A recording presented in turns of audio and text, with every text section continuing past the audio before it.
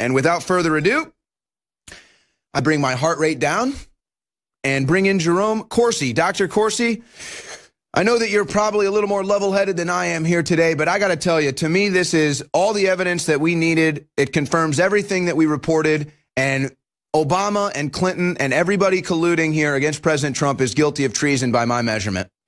Well, Owen, I've been listening to you, and I agree with everything you've said.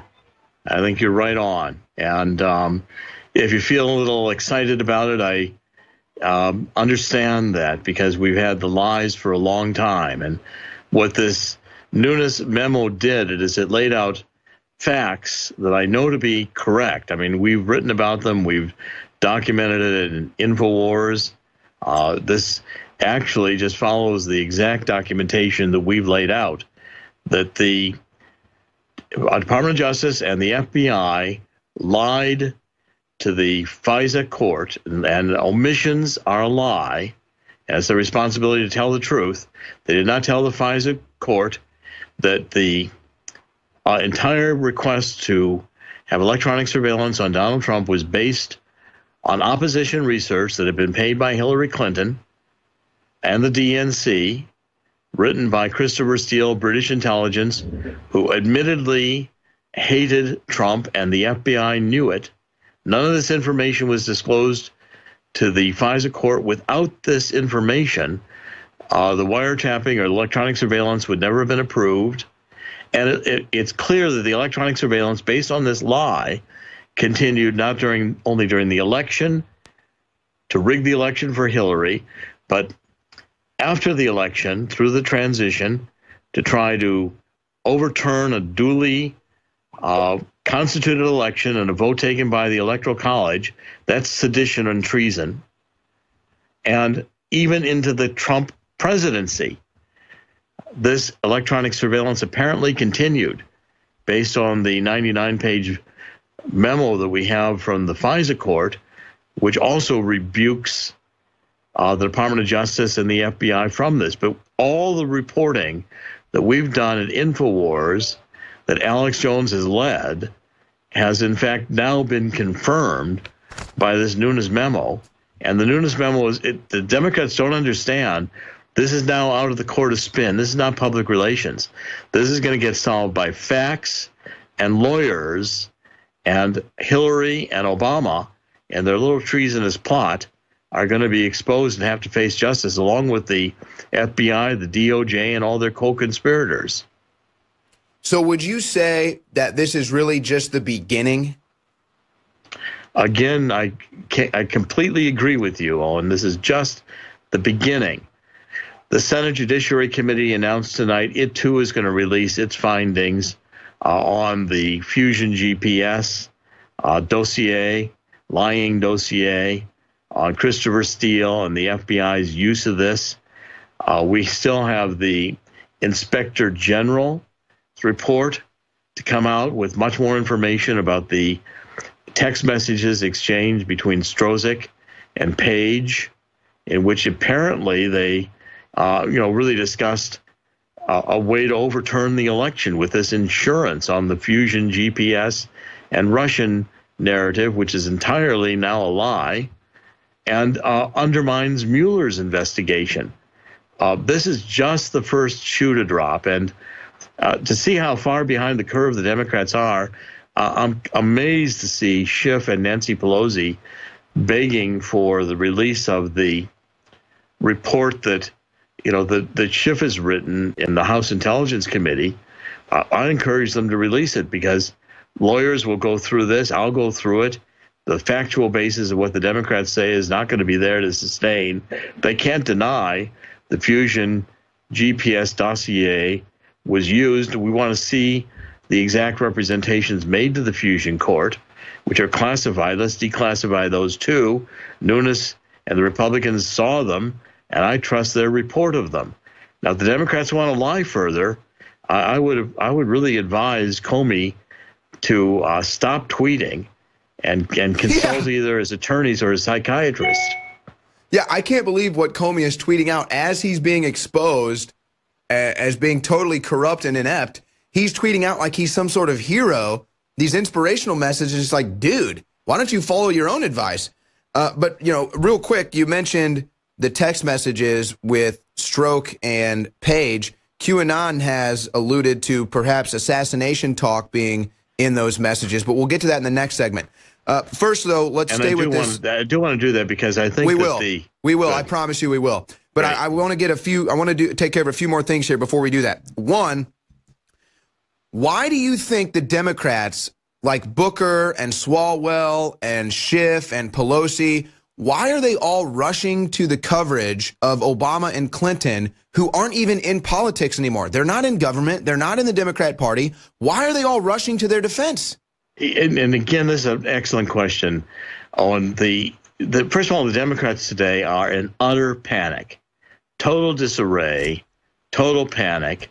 The mainstream media, MSNBC, all of these, and now they've all got to be worried about this again. Operation Mockingbird and being exposed by the CIA, paying them with talking points going out at 4 a.m. So they all say the same thing. Watch it. Flip between MSNBC, CNN, listen to Nancy Pelosi, listen to Adam Schiff. They're saying the same words. This has been an attack prepared, counterattack prepared by the CIA and the Democrats. All they've got left is to try to support and rally the wagons and the flags around Hillary and Obama. That's going to take them down. We've got so much evidence against Hillary's corruption. We haven't even begun into the email scandal and Weiner's laptop, uranium, this whole Uranium One controversy and all the involvement of Mueller there. That's still on the books, being investigated. The Clinton Foundation, Haiti, they robbing of maybe $2 billion, and Clinton and Hillary intervening to support a woman who was charged with human trafficking, taking small children across the border. Yep. I mean, this is just beginning. But today was a game changer because now it's entered the legal realm. Now you can bet all the lawyers who are representing defendants are going to file motions to have their cases with Mueller dismissed. Flynn's case, his conviction should be vacated. The indictment against Manafort ought to be vacated. We've got issues with the Fourth Amendment and the fruit of the poisonous tree based upon false applications of the FISA court and electronic surveillance. These people were indicted in cases that use that information. And also, by the way, we're now up to President Obama using this information, expanding the wiretapping, and getting the daily briefings. Obama was with it the whole way. He knew about it this whole time. I mean, this is the highest levels of government. The office of president, folks, treason. We caught them. I want them all locked up. And keep this in mind. They have been spying on President Trump, having this Russian investigation. Zero evidence still. Over 2 years of spying, no evidence. The Daily Caller just publishes this. Former judge Orr and Comey could be held in contempt of court for misrepresentations. Of course, Dr. Corsi alluded to that in the last segment with us here on The War Room. We're going to put the memo aside for a second and get into QAnon. Dr. Corsi has been breaking that down and covering all of it. QAnon went kind of wild over the weekend and this week with about 20 posts. Dr. Corsi, what is the latest that we're getting from QAnon, and what is your analysis of that? Well, I want to start with, first of all, a shout out to I've been on this live stream. If you go to @CBTS_stream, and it's been on YouTube. I've been posting it on Twitter so people can follow us. This group, Calm Before the Storm, @CBTS_stream, has been running a 24-hour live stream and doing an excellent job. I've been on it all day today. QAnon, I'd like to point out that QAnon has been extremely accurate. On the 21st of January, QAnon in a post said, a hashtag memo actually demonstrates, quote, knowingly false intel, unquote, provided to FISA judges to obtain warrants. Now, that's it's January 21st. we're here looking at this on February 2nd. QAnon knew from that point what was going to be in the Nunes memo. He also knew how extremely devastating it was going to be. That this was going to memo demonstrates collusion at the highest levels. Memo factually demonstrates Hussein, Gavi's Obama administration weaponized the intelligence community to ensure Hillary's victory, Democratic victory, and to provide insurance just in case Trump won. That's sedition. That's treason. That's a plan to overturn a duly constituted presidential election. The intelligence community, and remember, this Fusion GPS was an intelligence community created document that involved the British Christopher Steele, who wrote it, who now admits and did admit to hating Trump, was the head of the Russian desk for MI6 in Great Britain, working with our intelligence community, working with the FBI paying him. The Democrats, Hillary's campaign and the Democrats paying Fusion GPS and Christopher Steele to write this lying memo through Perkins Coie, the law firm that represented Obama in the birth certificate. And by the way, Eric Schmidt has some problems. He funded the Fusion. He funded first the CrowdStrike, which was the first to say Russia was involved in the theft of the DNC memos, and then who won't turn over the servers. And they won't turn over the servers. And so QAnon was right on saying that this memo shifts the narrative. And now we're going into the legal phase. The Democrats can spin on their tops all day long. But the point is, lawyers are now going to be in charge. And lawyers are going to go after Rosenstein. They're going to go after the others mentioned, even just for the defendants who are being investigated by Mueller, and they're going to get their cases dismissed. There could be RICO charges filed here against these lawyers. The Democrats can spin all they want, but the fact is we now know that the FBI and the DOJ lied to the FISA court, which is a crime. And so there are individuals within the DOJ and the FBI who are now criminally, I believe, liable. And they can be held in contempt of court. And you already had Andrew McCabe, which I kind of saw this coming. It looks like Andrew McCabe cooperated and even turned into Tweety Bird when he was being questioned. So it'll be interesting to see how much more information he shares. But real quick, let's go back to QAnon and some other postings where QAnon is talking about the train wreck that was carrying the Republican members of Congress was a false flag. And this is part of the deep state panic right now, doing threats, giving false flags to try to intimidate Trump and the Patriots from actually removing the shadow government from power. Yeah, QAnon predicted we'd have fast flags to try to change the narrative. And I think it, by the way, makes me concerned about the security of the Super Bowl. Absolutely. It's got to be super tight.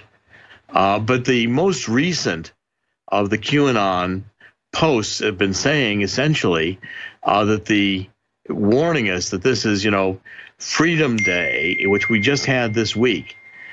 Freedom Day is prefigured, but President Trump pointed to the statue on top of the dome of the Capitol, talked about Freedom Day. Yes, the picture you're posting, which Q pointed to, that train looks like it was rammed by the truck trying to derail the train.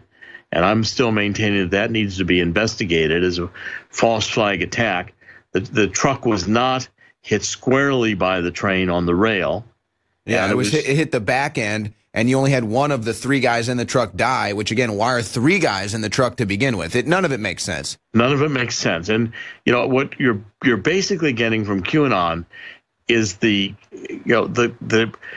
two things. One is that President Trump is in charge, and QAnon has been predicting accurately everything about this memo and what's coming next. And what's coming next is ultimately going to lead to sedition and treason charges against Hillary and against Obama. All of the electronic surveillance, we have now proof that false pretenses were used for the Democrats to basically take over the Justice Department and the FBI and to use it to have electronic surveillance on the GOP candidate not just up through the election, into the transition, and it looks like even when Trump was in the White House, all trying to get him removed from office in a coup d'etat. This is the greatest, I think, constitutional crisis that we've ever had in the United States, maybe since the Civil War.